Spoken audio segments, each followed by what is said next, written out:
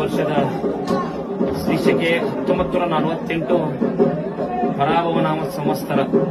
ಈ ವರ್ಷ ಈ ಪರಾಭವನಾಮ ಸಂವತ್ಸರದಲ್ಲಿ ಚಿಕ್ಕ ಮಕ್ಕಳಿಗೆ ರೋಗ, ಅದರ ಜೊತೆಗೆ ಜನಗಳಿಗೆ ಸುಧಾರಣೆ ಆಕೈತಿ. ಅಲ್ಲಲ್ಲಿ ಬರಗಾಲ ಐತಿ, ಜನರಿಗೆ ಪ್ರಜೆಗಳಿಗೆ ಕಲಹ ಐತಿ, ಅಗ್ನಿ ಅನಾಹುತಗಳಾದವು ಮಕ್ಕಳ್ರಿ ಅಂತ ಹೇಳಿ ಮುಖ್ಯ. ದೊಡ್ಡ ದುಃಖದ ಸುದ್ದಿ ಬಂದಿತ್ತನ್ನ ಅತಿ ಗಾಳಿ ಬೀಸುವುದರಿಂದ ಅಲ್ಲಲ್ಲಿ ಕಂಡುಮಂಡಲಾಗುವಂತ ಸಾಧ್ಯತೆ ಐತಿ. ಪಾಪದ ಕೆಲಸ ಹೆಚ್ಚಾದಿತ್ತು, ಕಾಡು ಪ್ರಾಣಿಗಳಿಗೆ ತೊಂದರೆ ಆದಿತ್ತು, ಅಲ್ಲಲ್ಲಿ ರಾಜ ಪ್ರಜರಿಗೆ ಕಲಹ ಐತಿ. ಈ ವರ್ಷ ಶುಭ ಮತ್ತು ಅಶುಭ ಫಲಗಳನ್ನ ಸಮನಾಗಿ ನೀಡುವ ವರ್ಷ ಇದು ಪರಾಭವನಾಮ ಸಂವತ್ಸರ.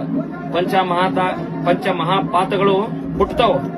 ಉತ್ತರದಲ್ಲಿ ಅಧಿಕ ಮಳೆ ಆಗಿ ಕೆಲವು ಕಡೆ ಅತಿವೃಷ್ಟಿ ಆಗುವ ಸಾಧ್ಯತೆ ಇದೆ, ಹಾಗೂ ವಿಶ್ವದ ಕೆಲವು ಕಡೆ ಭೂಕುಸಿತ ಆಗುವ ಸಾಧ್ಯತೆ ಇದೆ.